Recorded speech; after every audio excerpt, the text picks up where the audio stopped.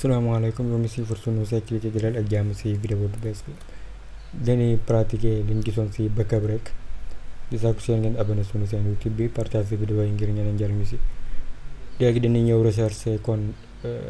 li jëm si backup mën nga rechercher bu dee français sauvegarder nga gis paramètre de sauvegarde nga cliquer fa. am na ay xeet yu bëri bi si njëkk mooy automatique mën ngaa sauvegarde automatique fichier yi nekk si système bi xam te ne mën ngaa def comme boo ko fekkee mu mën na laa laaj comme fi ajouter un lecteur nga boo si bësee dina la indil comme disque dur bi nga bëgg nga tànn ko bu boobaa da lay laaj sauvegarde automatique mes fichiers xaaral ma désactiver ko yaakaar na dafa activé wu pour mu arrêter d'utiliser le lecteur.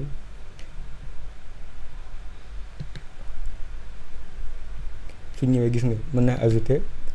mu indil ma disque dur yi fi nekk fan nga bëgg muy sauvegarde affaire yi pour bu réeroon endommage wala mu supprimer bu nga mën koo jëli su ma bësee fii aucun lecteur utilisable ok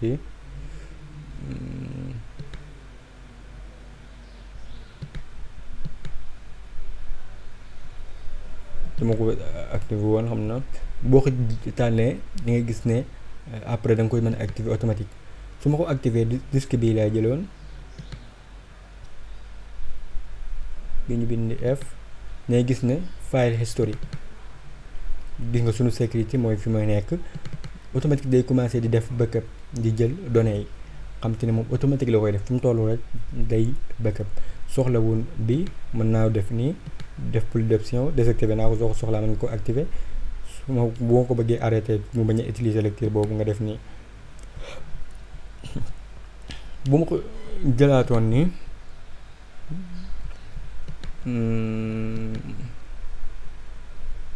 dama def nii commencé na gis nga ko ni muy yokkoo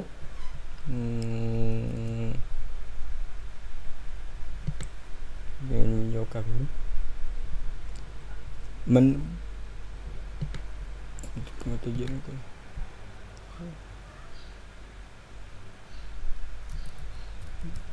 tax lu tax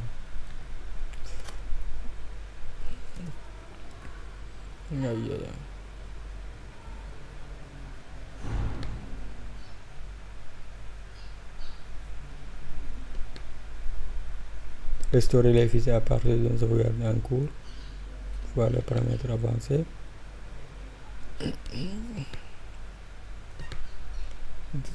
Dire fii dama war a tànn ba pare.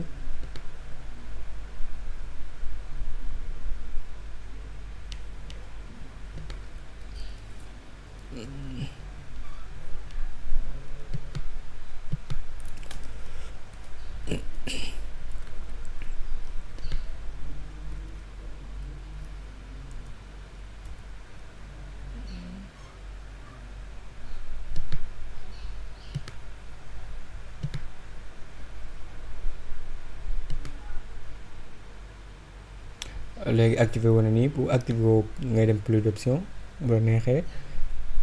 buñ fi ñëwee mën nga def sauvegarde les données maintenant jarul ngay xaar commencer léegi sauvegarde mes fichiers lan lay sauvegarde dina sauvegarde kan ko xam nañ comme muy backup par 10 minutes par 15 minutes 20 minutes tous les heures moo nekk par défaut bis bu set yaa xool comme nu mu la kiiwee rek nu mu la neexee kañ lay conserver sauvegarde bi na ko conserver ba kañ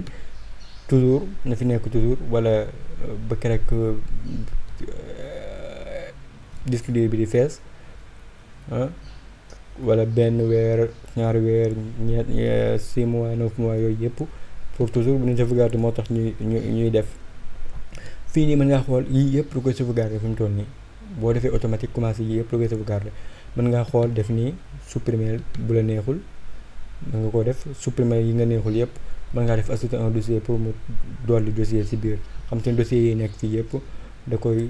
sauvegarder mën ngaa def tamit exclure boo tànnoon benn dossier mën ngaa seppi benn ci biir dossier boobu nga seppi dara mën nga ko seppi fii nii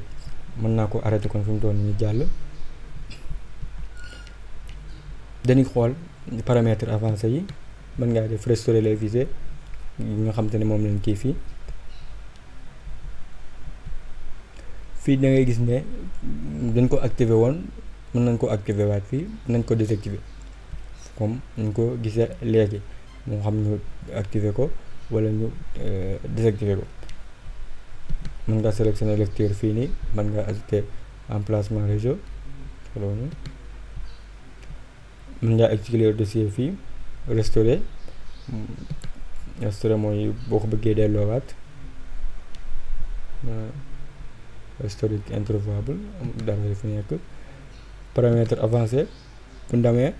ngay gis ne li muy enregistré tous les heures comme yin gisoon fi mu toll nii. mën ngaa def récupération boo bëggee créer comme dara loo xam te ne da ngay récupérer bu amoon problème ñu ñëw fii ba bii ñu ëpp solo comme sauvegarde image système mën nga koo bañ a fekk nii waaye bu ko fekk nii boo ko activé nii lay mel. boo ko activé lu ñu waxee créer une image système bu ñu defee nii maanaam comme disque dur bi installé nga ko pare wala comme données yi ci nekk yëpp nga jël ko moom lépp xamante ne benn système lay doon. bii nii boo xoolee daana fi amul espace moo tax li nekk ci système bi day mel ni disque dur bi lay jël rek lépp def ko benn backup xamante ne mën nga ko tuxal fenn saa soo ko soxlaa mën a defaat kii bi mën ngaa def gérer l'espace mën ngaa def activer la planification pour mu heure yeeg yooyu noonu mën ngaa def fii modifier ay paramètres mën ngaa def sauvegarde maintenant bi gisoon tamit mën ngaa def créer un disque réparation xamante ne boo ko créé woon ni nga am problème ba delloo si disque boobu da ngay jéem a réparer waat problème yi amoon si système bi bu ñu demoon gérer l'espace fii la lay wax comme espace bi comme fii lecture bi dafa kii moo tax li si des ak li ma kii mënta jël lépp.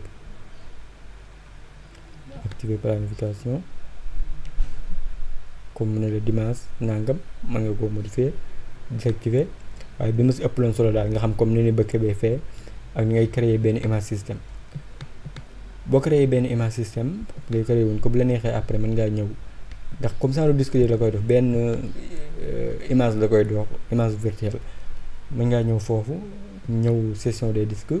ñëw action bi nga xam ne fii ñëwoon nañ fi bu yàgg comme mën ngaa def attaché comme attaché disque virtuel boobu noonu boo ko attaché nga tànn li nga backup boobu noonu xamante ne lépp da nga koy mën a lire xam day mel ni genre disque dur rek xamante ne lépp ngay mën a lire. fa nga bëgg a enregistrer sa backup te dinaa la espace disque dur lecteur bi fi mu toll nii il faut nga supprimer wala waaye mënta enregistrer fii boo ko defee démarrer rek te nga mën a dem. kon lii moo nekkoon backup affaire yi daal di jeex tàkk chaque semaine ngeen abonné sunu seen YouTube bi partage vidéo yi ngir ñeneen njëriñu si wasalaamaaleykum wa rahmatullahi wa barakaatu.